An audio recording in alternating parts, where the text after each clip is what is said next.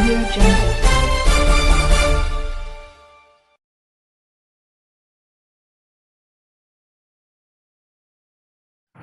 ଛତ୍ରପୁର ଓଡ଼ିଆ ପକ୍ଷ ପାଳନର ଦ୍ୱାଦଶତମ ଦିବସରେ ଗଞ୍ଜାମ ଜିଲ୍ଲା ସଂସ୍କୃତି ବିଭାଗ ପକ୍ଷରୁ ଆୟୋଜିତ ବନ୍ଦନୀୟ ବରପୁତ୍ର କାର୍ଯ୍ୟକ୍ରମରେ ସାହିତ୍ୟ ଚର୍ଚ୍ଚା, ବରପୁତ୍ରଙ୍କ ସ୍ମୃତିଚାରଣ ପୂର୍ବକ ତାଙ୍କରି ମହନୀୟ ଅବଦାନ ସମ୍ପର୍କରେ ଆଲୋଚନା ଚକ୍ର, କବିତା ଆସର ଆଦି ଅନୁଷ୍ଠିତ ହୋଇଯାଇଛି। ରାଜ୍ୟ ସରକାରଙ୍କ ଓଡ଼ିଆ ଭାଷା ସାହିତ୍ୟ ପ୍ରତିଷ୍ଠାନ ତରଫରୁ ଆୟୋଜିତ ଏହି କାର୍ଯ୍ୟକ୍ରମ ଜିଲ୍ଲା ପରିଷଦ ଭବନର ଋଷିକୁଲ୍ୟା ସମ୍ମିଳନୀ କକ୍ଷରେ ରବିବାର ଅନୁଷ୍ଠିତ ସାରସ୍ୱତ ସମାବେଶରେ ବହୁ ଗଣ୍ୟମାନ୍ୟ ଅତିଥି ଯୋଗଦେଇ ଅବିଭକ୍ତ ଗଞ୍ଜାମର ବରପୁତ୍ରମାନଙ୍କ ଅବଦାନ ସମ୍ପର୍କରେ ଆଲୋକପାତ କରିଥିଲେ। ପ୍ରାରମ୍ଭରେ ସାମୂହିକ ଭାବେ ବନ୍ଦେ ଉତ୍କଳ ଜନନୀ ଗାନ କରାଯାଇଥିଲା। ବରେଣ୍ୟ ଅତିଥି, ଆଲୋଚକ, ଗବେଷକ, ବିଦ୍ୱାନ ବ୍ୟକ୍ତି ବିଶେଷଗଣ୍ୟ ଯୋଗଦେଇ କବି ସମ୍ରାଟ ଉପେନ୍ଦ୍ର ଭଞ୍ଜ, କବି ସୂର୍ଯ୍ୟ ବଳଦେବ ରଥଙ୍କ ଓଡ଼ିଆ ସାହିତ୍ୟ ଜଗତକୁ ଦେଇଥିବା ମହତ୍ତ୍ୱପୂର୍ଣ୍ଣ ଅବଦାନ ଅତୁଳନୀୟ ବୋଲି ବକ୍ତାମାନେ ଆଲୋକପାତ କରିଥିଲେ। ଗଞ୍ଜାମ ଜିଲ୍ଲାପାଳ ଭି କୀର୍ତ୍ତିଭାସନ ମୁଖ୍ୟ ଅତିଥି ଭାବେ ଯୋଗଦେଇ ପ୍ରଦୀପ ପ୍ରଜ୍ୱଳନ କରି ଏହାକୁ ଆନୁଷ୍ଠାନିକ ଭାବେ ଉଦ୍ଘାଟନ କରିଥିଲେ। ସ୍ୱତନ୍ତ୍ର ଉତ୍କଳ ପ୍ରଦେଶ ଗଠନରେ ଓଡ଼ିଶାର ବରପୁତ୍ରମାନଙ୍କର ତ୍ୟାଗ ଓ ତାଙ୍କରି ବଳିଷ୍ଠ ଅବଦାନ ଏବଂ ବଳିଦାନ ସମ୍ପର୍କରେ ଜିଲ୍ଲାପାଳ ଶ୍ରୀ କୀର୍ତ୍ତିଭାସ ସ୍ମୃତିଚାରଣ କରିଥିଲେ।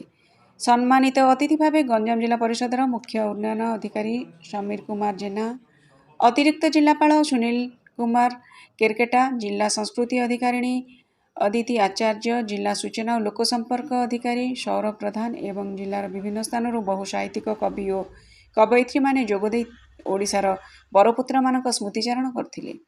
ଦ୍ୱିତୀୟ ପର୍ଯ୍ୟାୟରେ ଛତ୍ରପୁର ସାହିତ୍ୟ ସଂସଦର ସଭାପତି ତଥା ଆଇନଜ୍ଞ ବ୍ରଜମୋହନ ଆଚାର୍ଯ୍ୟଙ୍କ ସଭାପତିତ୍ୱରେ ଅନୁଷ୍ଠିତ ଆଲୋଚନା ଚକ୍ରରେ ଓଡ଼ିଶାର ବରପୁତ୍ରମାନଙ୍କ କବି ସମ୍ରାଟ ଉପେନ୍ଦ୍ର ଭଞ୍ଜଙ୍କ ସାହିତ୍ୟ ସାଧନା ଓ କୃତିତ୍ୱ ବିଷୟରେ ଡକ୍ଟର ଅନନ୍ତରାମ କର, କବି ସୂର୍ଯ୍ୟ ବଳଦେବ ରଥଙ୍କ କବିତା ଓ ଭକ୍ତିମୟ ରଚନା ବିଷୟରେ ହରେକୃଷ୍ଣ ପଣ୍ଡା ମତବ୍ୟକ୍ତ କରିଥିଲେ। ସେହିପରି ଖଲିକୋଟ ରାଜା ହରିହର ମର୍ଦ୍ଦରାଜ ଦେଓଙ୍କ ଶାସନ କାଳରେ ତାଙ୍କରି ପ୍ରଜାଙ୍କ ହିତ ସାଧନ ନିମନ୍ତେ ରହିଥିବା ବଳିଷ୍ଠ ଅବଦାନ ସମ୍ପର୍କରେ ଡକ୍ଟର ପ୍ରକାଶ ଚନ୍ଦ୍ର ପାଣିଗ୍ରାହୀ ଏବଂ ମହାରାଜ କୃଷ୍ଣଚନ୍ଦ୍ର ଗଜପତି ନାରାୟଣ ଦେବଙ୍କ ଐତିହାସିକ ଭୂମିକା ଉପରେ ଛତ୍ରପୁର ସରକାରୀ ବିଜ୍ଞାନ ମହାବିଦ୍ୟାଳୟର ଅଧ୍ୟକ୍ଷ ଡକ୍ଟର ଅଜୟ କୁମାର ତ୍ରିପାଠୀ ସବିଶେଷ ତଥ୍ୟ ଉପରେ ତାତ୍ତ୍ୱିକ ଆଲୋଚନା ଦେଇଥିଲେ।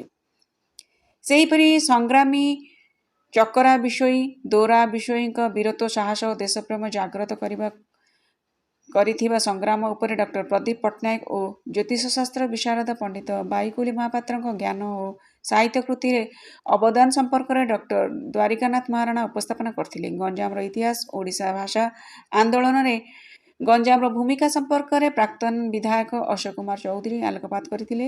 ଏହି ଅବସରରେ ବହୁ କବି ଓ କବୟିତ୍ରୀମାନଙ୍କ ଦ୍ୱାରା ଏହି ଅବସରରେ କବିତା ପାଠ କରାଯାଇଥିଲା। କାହ୍ନୁ ରାଉତ କାର୍ଯ୍ୟକ୍ରମକୁ ସଂଯୋଜନା କରିଥିଲେ। ଖଲିକୋଟ ସହରର ପ୍ରତିଷ୍ଠିତ ଡକ୍ଟର ଏପିଜେ ଅବଦୁଲ କଲାମ ଜନକଲ୍ୟାଣ ଚାରିଟେବୁଲ ଟ୍ରଷ୍ଟ ପକ୍ଷରୁ ସଭାପତି ପୂର୍ଣ୍ଣଚନ୍ଦ୍ର ବେହେରାଙ୍କ ନେତୃତ୍ୱରେ ଖଲିକୋଟ ଅଞ୍ଚଳରୁ ବହୁ କୃତି କବି, ଲେଖକ, ସାହିତ୍ୟିକ, ସାହିତ୍ୟିକାଗଣ ଯୋଗଦାନ କରି ଏହାକୁ ସାଫଲ୍ୟ ମଣ୍ଡିତ କରିଥିଲେ। ଶେଷରେ ଛତ୍ରପୁର ସାହିତ୍ୟ ସଂସଦର ସମ୍ପାଦକ ଦିଲ୍ଲୀପ କୁମାର ପଲେଇ ଧନ୍ୟବାଦ ଛତ୍ରପୁରରୁ ସୁମିତ ପଟ୍ଟନାୟକଙ୍କ ରିପୋର୍ଟ।